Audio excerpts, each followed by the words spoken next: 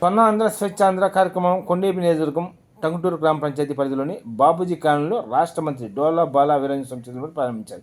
ఈ కార్యక్రమంలో జిల్లా collector P Rajababu, ZP CEO Chiranjeevi, panchayat అధికారి వెంకటేశ్వర్లు తదితరులు బాగున్నారు.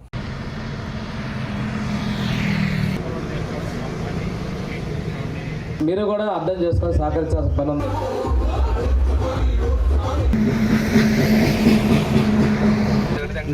సార్ మిస్టర్ గారు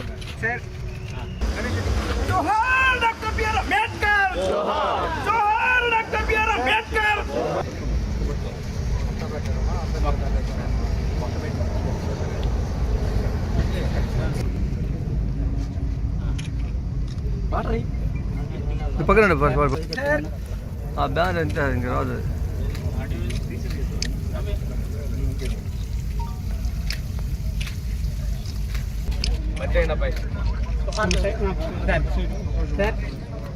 సార్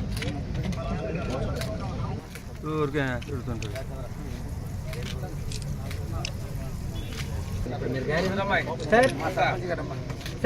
పక్కన ఇది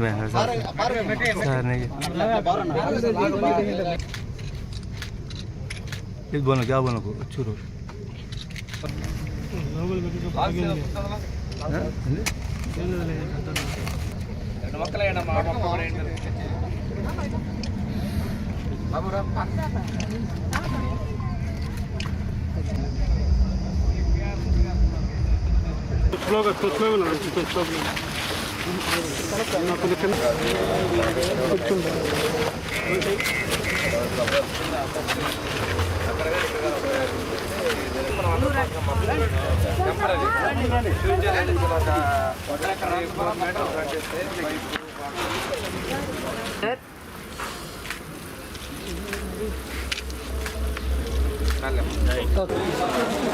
బాబూజీ కాలనీకి సంబంధించి నిన్న కూడా కలెక్టర్ గారు అదేవిధంగా మన మంత్రి గారు సంబంధించి పరిసరాన్ని పరిశుభ్రంగా ఉంచుకునే కార్యక్రమం భాగంగా ఈరోజు స్వచ్ఛతా హీ సేవా కార్యక్రమం మ్యాసివ్గా చేసుకుంటాం.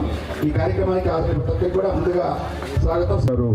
డాక్టర్ డోలా బాల వీరంజన్ గారికి, ప్రజాప్రతినిధులకు, అలాగే గ్రామస్తులకు అందరిగా ఈ ఊళ్ళో ఉన్న రోడ్స్ అన్ని కూడా కంప్లీట్ చేయడం జరిగింది సార్. అలాగే వాటర్ మంత్రిరెడ్డి గారికి ఈ గ్రామంలో అన్ని రోడ్లు కంప్లీట్ అయినాయి సార్. ఒక్క డ్రైనేజ్ ఒకటి సమస్య ఉంది సార్. ప్రతిరోజు కొంత సమయం శ్రమదానం చేసి ఈరోజు పరిశుభ్రత ఆంధ్రప్రదేశ్ రాష్ట్రాన్ని. నమస్కారం. ఈరోజు ప్రకాశం జిల్లా వ్యాప్తంగా స్వచ్ఛతా హీ కార్యక్రమంలో భాగంగా ప్రతి ఇంటికి 2 మొక్కలు చొప్పున ఇవ్వడం జరుగుతుంది.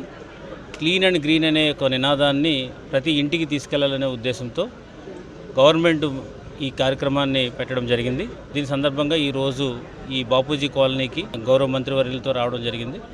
సో నా విజ్ఞప్తి ఏముందంటే ప్రకాశం జిల్లా ప్రజలందరికీ ప్రతి ఇల్లు కూడా శుభ్రంగా ఉండాలి. తర్వాత ఈ ప్లాస్టిక్ ఏదైతే ఉందో ప్లాస్టిక్స్ని ఆల్మోస్ట్ మనం నిషేధించాము. సో మనం కూడా దీన్ని తగ్గించాలి. గతంలో లేదు, ఇప్పుడు చాలా విరివిగా ఈ ప్లాస్టిక్ వాడుతున్నారు కాబట్టి ప్రజల అవగాహనతో ఉండాలి. ప్లాస్టిక్ వల్ల చాలా అనర్థాలు ఉన్నాయి. సో దాన్ని మనం తగ్గించాలి. సో తగ్గించలేని పరిస్థితిలో ఉన్నప్పుడు దాన్ని ఎట్లా మేనేజ్ చేయాలి, దాని నుంచి ఇన్కమ్ ఎట్లా తీసుకోవాలనే దాని మీద గౌరవ ముఖ్యమంత్రి వర్యులు సర్క్యులర్ ఎకానమీ అనే ఒక కాన్సెప్ట్ని మనకు ప్రవేశపెట్టారు. దాంట్లో భాగంగా ప్రతి విలేజ్లోనూ కూడా ప్లాస్టిక్ని అంతా కూడా మా ఆఫీసర్సే, పంచాయతీ ఆఫీసర్సే వాళ్ళు కలెక్ట్ చేస్తున్నారు. కలెక్ట్ చేసి దాంట్లో వచ్చిన ఇన్కమ్ను కూడా వాళ్ళకి ఇవ్వడం కూడా జరుగుతుంది. దయచేసి మీరు దీన్ని సీరియస్గా తీసుకోవాలి. ప్రజలతో పాటు విలేజ్లో ఉన్నటువంటి ఆఫీసర్స్, మా ఆఫీసర్స్ ఎవరైతే ఉన్నారో ప్రతి ఇంటింటికి కూడా వాళ్ళు వచ్చి చెప్పడం జరుగుతుంది. క్లాప్ మిత్రస్ ద్వారా చెప్తున్నారు, పంచాయతీ ఆఫీసర్స్ ద్వారా చెప్తున్నారు, గవర్నమెంట్ ప్రోగ్రాం ద్వారా చెప్తున్నాము. గౌరవ మంత్రివర్యులు కూడా వారి లెవెల్లో విరివిగా ప్రచారం కూడా ఇస్తున్నారు. ఇన్ని చేస్తున్నప్పటికీ కూడా మనం ఇంకా దాన్ని పూర్తిగా గ్రహించలేకపోవడం అనేది కరెక్ట్ కాదు. దయచేసి ప్రతి ఇల్లు కూడా నా ఇల్లు, నా గ్రామము, నా రాష్ట్రము, నా దేశము అనే ఒక కాన్సెప్ట్లో మనం అంతా వర్క్ చేయాలి. సో ఇది నాకేమీ కాదనే యాటిట్యూడ్ని మనం వదిలేసేసి భావి తరాలకి ఒక మంచి వాతావరణాన్ని మనం ఇవ్వాల్సిన అవసరం ఉంది. కాబట్టి ప్రకాశం జిల్లా ప్రజలందరూ కూడా దీన్ని సీరియస్గా తీసుకుని క్లీన్ అండ్ గ్రీన్ అనే కార్యక్రమాన్ని ఒక ఉద్యమం రూపంలో తీసుకెళ్లాలని సందర్భంగా తెలియజేసుకున్నాం. కాంగ్రెస్ పార్టీ విశ్వస్థాయి సమావేశం జిల్లా కాంగ్రెస్ పార్టీ కార్యాలయంలో జరిగింది. ఈ కార్యక్రమాన్ని ముఖ్య అతిథిగా CC working president SK Mastan Valli హాజరయ్యారు. ఈ కార్యక్రమంలో జిల్లా అధ్యక్షుడు సైక్ షేదా, రాష్ట్ర ప్రధాన కార్యదర్శి రౌతు సత్యేంద్ర ప్రసాద్, పలువురు నియోజకవర్గ ఇన్ఛార్జీలు పాల్గొన్నారు.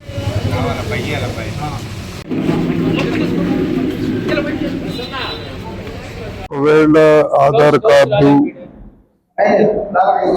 ఓటర్ ఐడి,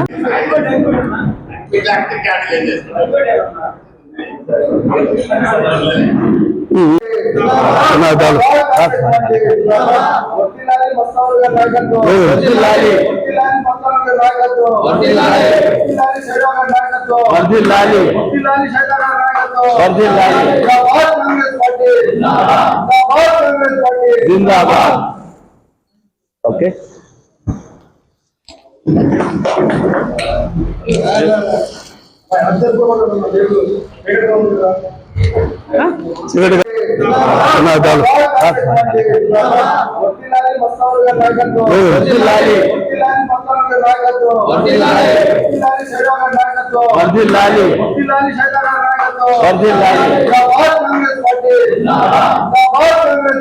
జిందాబాద్. ఓకే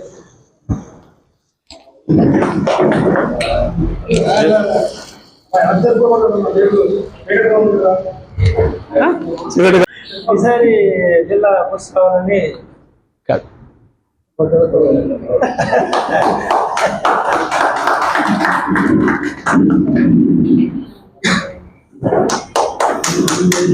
దీన్ని 1 year పూర్తయిన సందర్భం కార్యక్రమాలు మార్చేశారు.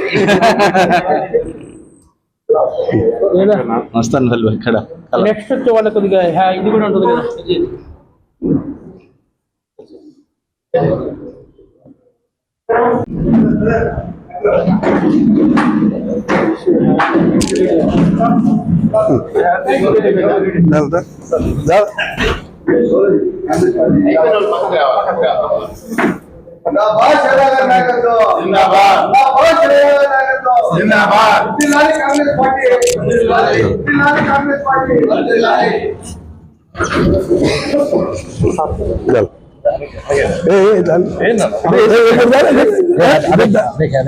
నేను రోజు వచ్చాను, సంవత్సరం తిరుగుతాను. ముందు అట్టే చెప్పేవాడు. అది సరే, ఇప్పుడు ఏదైనా ఆ విధంగా మరి మండల కమిటీల ఏర్పాటు కోసం కూడా మనం పరిశీలకులు నియమించుకున్నాం. ఆ విధంగా మరి త్వరలోనే వీళ్ళందరూ కూడా గ్రామాలకు వెళ్ళి మండలాల్లోకి వెళ్ళి కమిటీలు కూడా ఏర్పాటు చేసుకొని తొనల సంస్థాగత నిర్మాణం కోసంగా ఈ జిల్లాలో కాంగ్రెస్ పార్టీ పూర్వ వైభవానికి మేమందరం కృషి చేస్తామని తెలియజేస్తా ఉన్నాం. ముఖ్యంగా ఈరోజు ఈ కార్యక్రమానికి ముఖ్య అతిథులుగా చేసినటువంటి పెద్దలు మీకు తెలుసు, మస్తానులు గారు మాజీ శాసనసభ్యుడు, ఆయన రాష్ట్ర వర్కింగ్ ప్రెసిడెంట్గా ఉన్నాడు. ఆయన ఈరోజు మన కార్యక్రమానికి ముఖ్య అతిథిగా ఇచ్చేశారు. అలాగే మరో అతిథి సోదరుడు గౌతు సత్యేంద్రబాబు గారు, ఆయన రాష్ట్ర ప్రధాన కార్యదర్శి జంగారెడ్డిగూడెం, ఆయన మన జిల్లా ఇన్ఛార్జిగా ఉన్నాడు ప్రధాన కార్యదర్శి హోదాలో. ఇప్పటికే 5 పర్యాయాలు ఈ సంవత్సర కాలంలో ఆయన మన జిల్లాకి రావడం జరిగింది. జిల్లా మొత్తం కూడా నాతో కలిసి టూర్ చేశారు.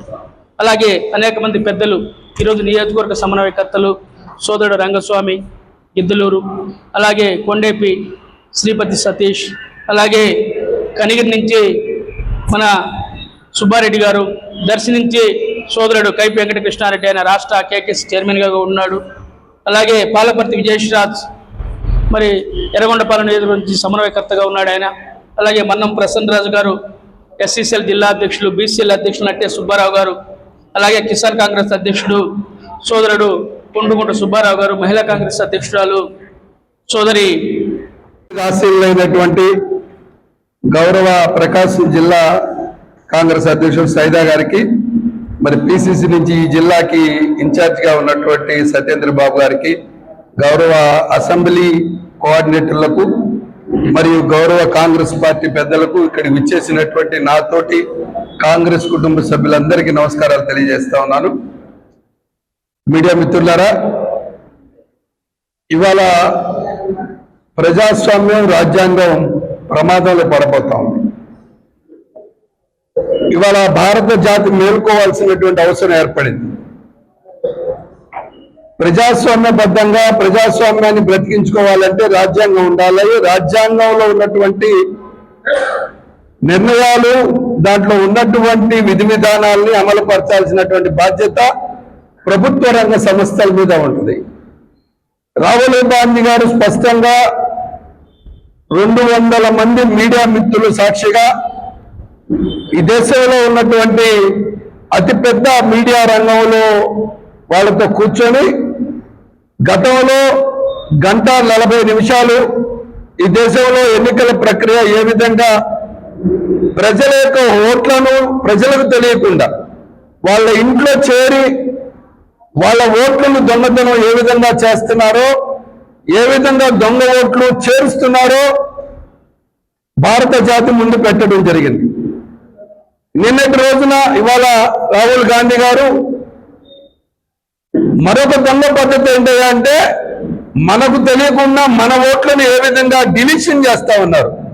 మొన్నటి రోజున ఏ విధంగా దొంగ ఓట్లను కలపటం, ప్రజాస్వామ్యయుతంగా ఎన్నికల్లో గెలవలేకుండా దొడ్డిదారిన ఏ విధంగా గెలిచింది భారతీయ జనతా పార్టీ, నరేంద్ర మోడీ విధానాన్ని చెప్పడం జరిగింది.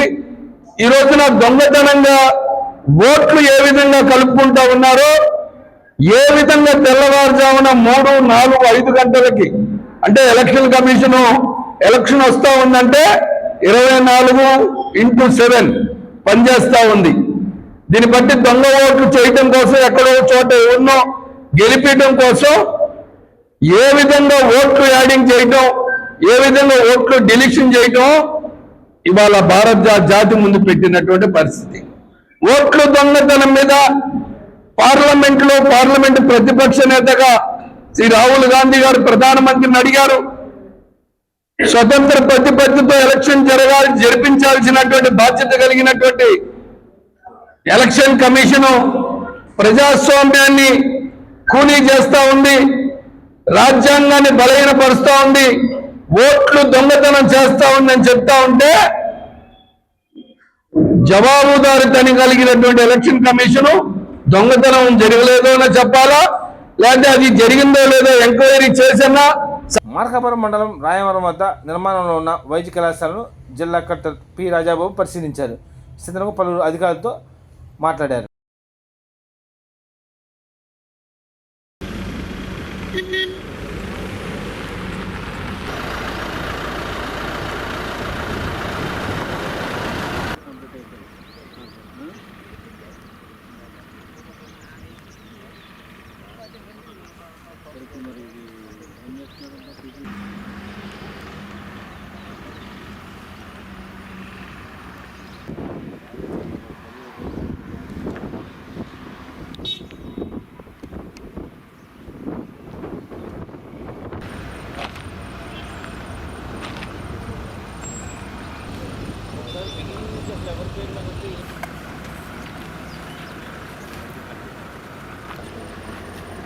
ఇది ఇదా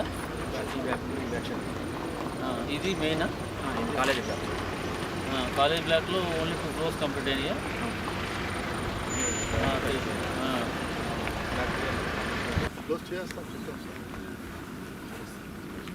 మీరు మాట్లాడచ్చు కదా ఒకసారి మాట్లాడండి ఒకసారి. అతను పోయినప్పుడు బికాస్ ఆఫ్ దిస్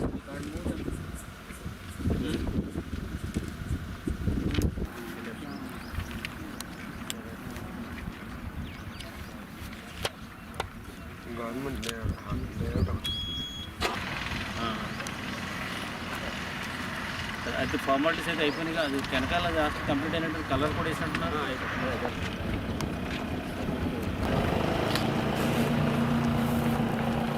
ఇవేంటిది పాండ్ లేదు, అందులో మందు కూడా ఉంది కదండి.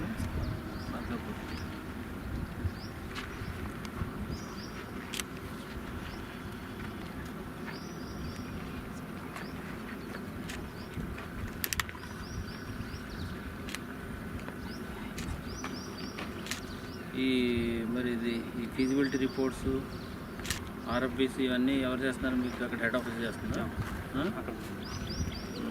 మనం ఏం చేయట్లేదు అందులో.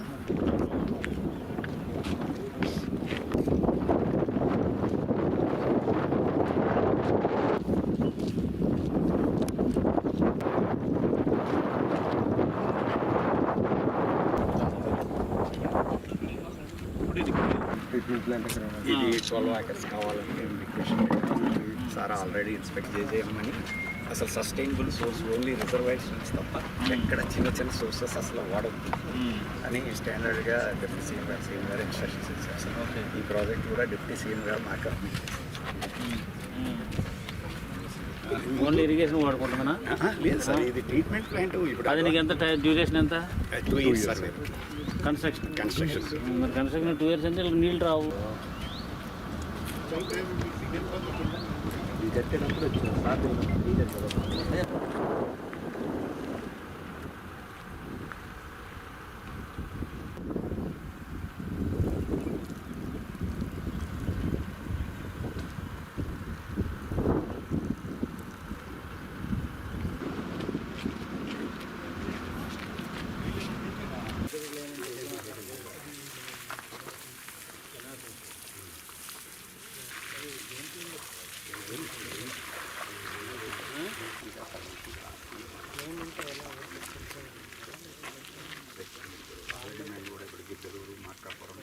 రండి సార్ ఒకసారి చూడండి మీరు.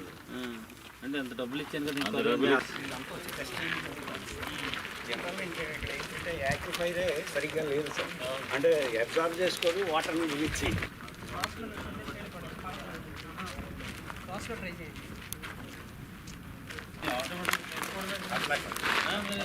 ఎప్పటి నుంచి మొదలు పెట్టుకోండి, ఆటోమేటిక్గా లేదు కాన్సెప్ట్ అసలు 1290 రోజు చెప్పడానికి ఉందా అన్న? చెల్లుతుంది. స్టిల్ బెటర్ అయిపోయింది.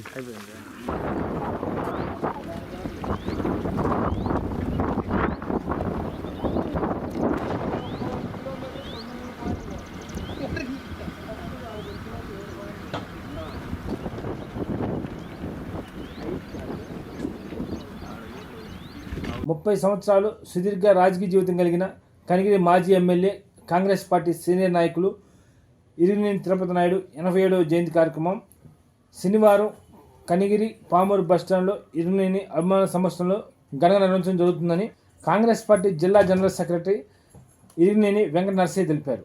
ఈ కార్యక్రమంలో అభిమానులు కాంగ్రెస్ పార్టీ నాయకులు పాల్గొని విజయవంతం చేయాలని కోరారు. కొండ ఇరిగినేని గుండె అనే నినాదంతో 30 సంవత్సరాలు సుదీర్ఘ రాజకీయ చరిత్ర కలిగినటువంటి మీ వీరాభిమాని కనిగిరి ప్రాంత అభివృద్ధి ప్రదాత ఇరిగినేని తిరుపతి నాయుడు గారి 87వ జయంతిని రేపు కనిగిరి పామూరు బస్టాండ్ నందు జరుపుకుంటాం చాలా ఆనందకరం. అటువంటి పరిస్థితిలో కనిగిరి నియోజకవర్గంలో ఉన్నటువంటి ఇరిగినేని తిరుపతి నాయుడు గారి అభిమానులు గుండెల్లో గూడు కట్టుకున్నటువంటి వ్యక్తి ఇరిగినేని తిరుపతి నాయుడు అని తెలియజేస్తా ఉన్నాం. ఈ కార్యక్రమానికి ఇరిగినేని తిరుపతి నాయుడు గారి శిష్య బృందం, అభిమానులు, వివిధ పార్టీల్లో ఉన్నటువంటి తిరుపతి నాయుడు గారి అభిమానులు అందరూ కూడా ఈ కార్యక్రమానికి వచ్చి జయప్రదం చేయాలని కోరుకుంటూ ఉన్నాం. అదేవిధంగా కనిగిరిలో ఉన్నటువంటి ప్రింట్ అండ్ ఎలక్ట్రానిక్ కూడా ఈ కార్యక్రమానికి విచ్చేసి ఈ కార్యక్రమ వివరాలను ప్రచారం చేయటంలో మీరు ముందుండాలని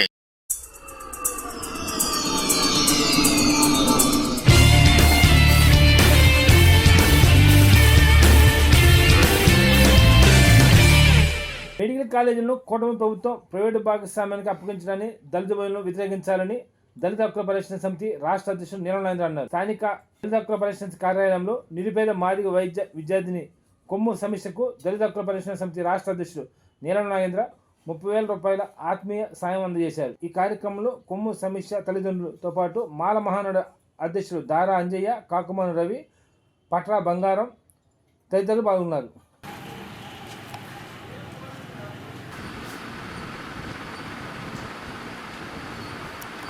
ఏ పేరు మీ పేరు? కోటేశ్వరవా? మీ అమ్మ పేరు? నీకు మెడికల్ వచ్చి ఎంబీబీఎస్ సీట్ వచ్చిందా?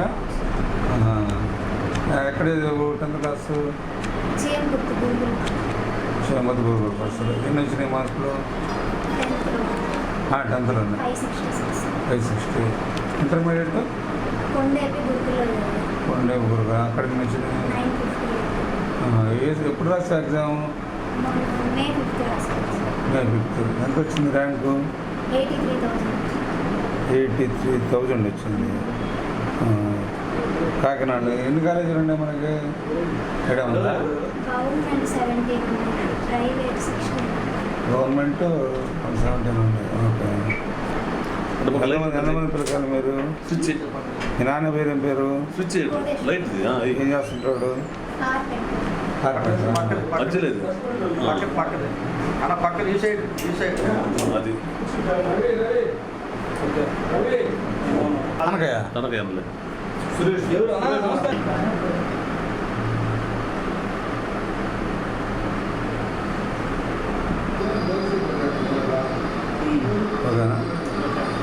ఓకేనా? నువ్వు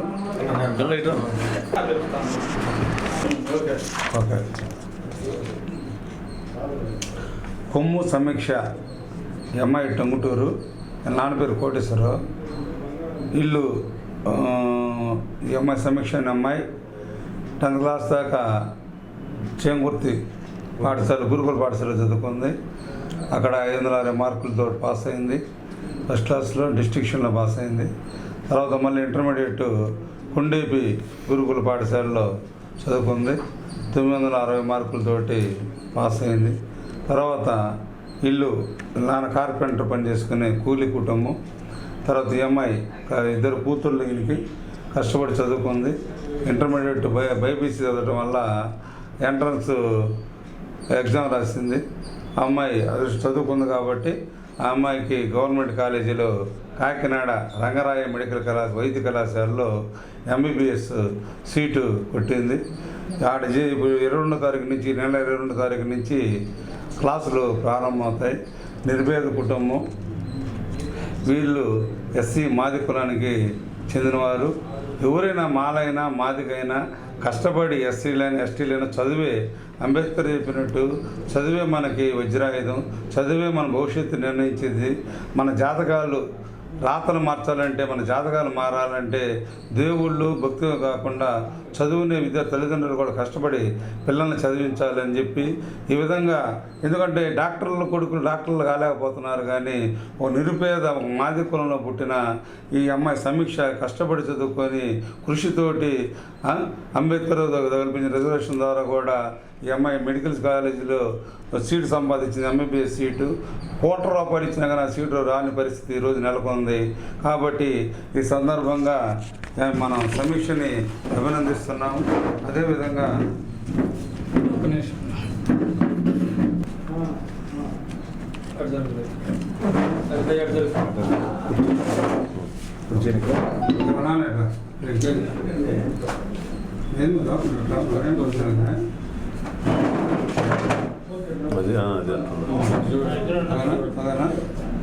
అమ్మాయికి ₹30,000 గతంలో కూడా మేము ఒక దాసరి మన సర్వేరెడ్డి పాలన చెందిన ఒక అబ్బాయి కూడా మెడికల్ ఎంబీబీఎస్ సీట్ వస్తే ఆ అబ్బాయి కూడా మనం ఆర్థిక సాయం అందించడం జరిగింది. ఎందుకంటే ఇంజనీరింగ్లు విద్యార్థులు ఇప్పుడు పుట్టకొకరు చుట్టుకొకరు వద్దన్నా కానీ ఇంజనీరింగ్ చదువుతున్నారు, కానీ ఎంబీబీఎస్ సీట్ తెచ్చుకోవడం అయితే చాలా గర్వకారణం.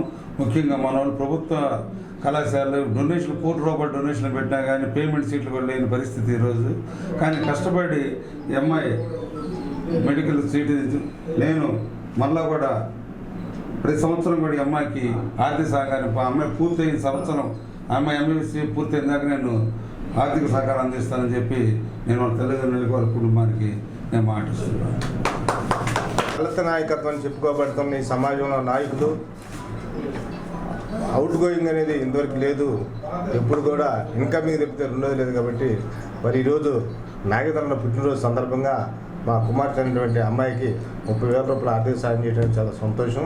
అదేవిధంగా ఇలాంటి మనిషికి మంచి భవిష్యత్తు ఇవ్వాలని చెప్పి అంబేద్కర్ జ్యోతిరావు పూలే గారికి గుర్తు చేసుకుంటూ ఇలాంటి మహానుభావులు ఎందరో ఉండాలా. మరి అసలు నిజంగా ఈ సమాజంలో దళితులు అనేటువంటి నాయకత్వం మొత్తం కూడా కనీసం మనం కాదు మన కుటుంబాలు పక్కలకు సాయం చేయాలనే ఉద్దేశం ఉంది.